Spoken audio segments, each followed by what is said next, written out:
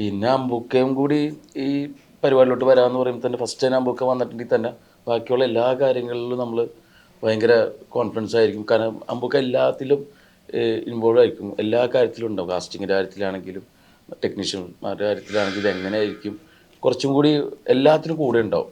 അങ്ങനെ കണ്ണനിലേക്ക് എത്താനായിട്ട് സമയം എടുത്തിട്ടുണ്ടോ? അതേപോലെ തന്നെ ചില കഥാപാത്രത്തിൽ നിന്ന് പുറത്തു വരാനും സമയം എടുത്തായിട്ട് പറയുന്നുണ്ട്. അപ്പൊ അമ്പിളിന്നും അമ്പിളി സജിന്നൊക്കെ ഇടയ്ക്ക് ആ സമയത്ത് ഉണ്ടായിരുന്നു, കാരണം അത് ത്രൂ ഔട്ട് അങ്ങനെ തന്നെ ബലം പിടിച്ചെടുക്കുന്നതുകൊണ്ട്.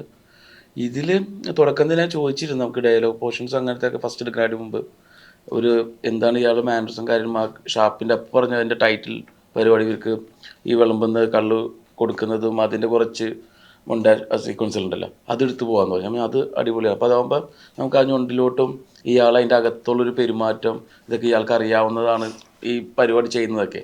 അങ്ങനെ കാരണം അങ്ങനെ ചെയ്യുന്നതാണ് എനിക്ക് കൂടുതൽ ഇഷ്ടം.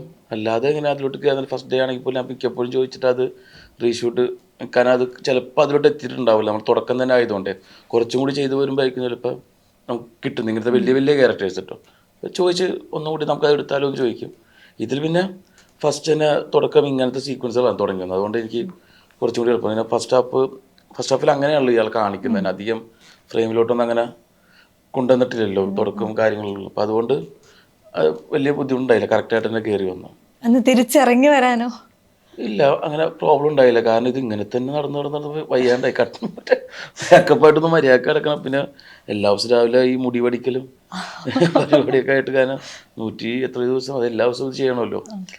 പിന്നെ എനിക്കിത് പടം ഇറങ്ങാൻ നേരത്ത് കുറേ ഭയങ്കര വെയിറ്റിംഗ് ആയിരുന്നു എനിക്ക്. പടം തിയേറ്ററിൽ കാണണം ഭയങ്കര കൊതിയായിരുന്നു. കാരണം നമ്മൾ ഈ ചെയ്ത ഔട്ട്പുട്ട്, കാരണം മ്യൂസിക് നമ്മൾ ഡബ് ചെയ്യുമ്പോൾ കാണുന്ന പോലെയല്ലോ തിയേറ്ററിൽ നിന്ന് കാണുന്നത്. മ്യൂസിക്കും കറക്റ്റ് കളറും അതിൻ്റെ ഗ്രാഫിക്സും പിന്നെ ഇത്ര അധികം ഓഡിയൻസിലൂടെ കാണുമ്പോൾ കുറച്ചും കൂടി ഈ ക്യാരക്ടർ അവർക്ക് എങ്ങനെയാണ് കിട്ടണമെന്നുള്ളതിൻ്റെ മിക്ക പടങ്ങൾ പോലെ അല്ലെങ്കിൽ ഈ പടം ഭയങ്കര ആഗ്രഹമായിരുന്നു. തിയേറ്ററിൽ ഭയങ്കര കൊതിയായിരുന്നു എല്ലാം കൂടി കാണാൻ, കാരണം അത്രയ്ക്ക് വർക്ക് ചെയ്തിട്ടുണ്ട് ഇതിനു വേണ്ടി.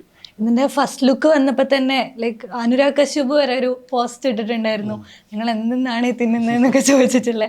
അപ്പോൾ അത്രയും ഒരു യുണീക്നെസ് ഇത് ഫസ്റ്റ് മുതലേ തന്നിട്ടുണ്ട്. അതിലുള്ള ഒരു മേജർ ഫാക്ടർ എന്ന് പറയുന്നത് അൻവർ റഷീദ് പ്രൊഡക്ഷൻസ് കൂടെയാണല്ലോ. വന്നിട്ടുള്ള മുന്നേയുള്ള പ്രൊഡക്ഷനുകളൊക്കെ അങ്ങനെ പ്രോമിസിങ് ആയിട്ട് വരുന്നുണ്ട്.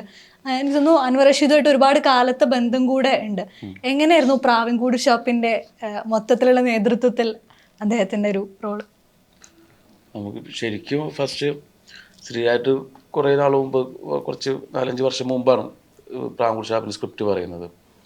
അത് കേട്ട ആ സമയത്ത് ഭയങ്കരമായിട്ട് ഇഷ്ടമായി. അപ്പോൾ എനിക്കിത് എങ്ങനെയായിരിക്കും ഇത് ഫിലിം ആക്കാന്ന്, അതെങ്ങനെയായിരിക്കും ശ്രീയ ഫസ്റ്റ് ചെയ്യുന്നൊരു പടമല്ലേ. അപ്പോൾ എനിക്കിത് എങ്ങനെയാണ് ഇത് എടുക്കാൻ പോകുന്നതെന്നുള്ളതിൻ്റെ ഒരു ടെൻഷൻ ഉണ്ടായിരുന്നു. പിന്നെ സ്ക്രിപ്റ്റ് പിന്നെ ഒരു ദിവസം കൂടി വിളിപ്പിച്ച് ഒന്നുകൂടി പറയുന്നത് വെച്ചപ്പോൾ അതിൻ്റെ എലമെൻസും കാര്യങ്ങളൊക്കെ ഭയങ്കര ഇൻട്രസ്റ്റിംഗ് ആയിട്ട് തോന്നി. പിന്നെ ഒരു ദിവസം പിന്നെ ഞാൻ ഷൂട്ടിൻ്റെ തിരക്കായിപ്പോയി, കുറച്ച് ഒരു 1 ഇയർ അടുത്തായി. ശ്രേയ പറഞ്ഞ് ഞാനിങ്ങനെ ഒരു ഷോർട്ട് ഫിലിം ചെയ്തിട്ടുണ്ട് തൂമ്പ എന്നിട്ട് ഷോപ്പിംഗ് ഒന്ന് കണ്ടു നോക്കുമെന്ന് പറയും.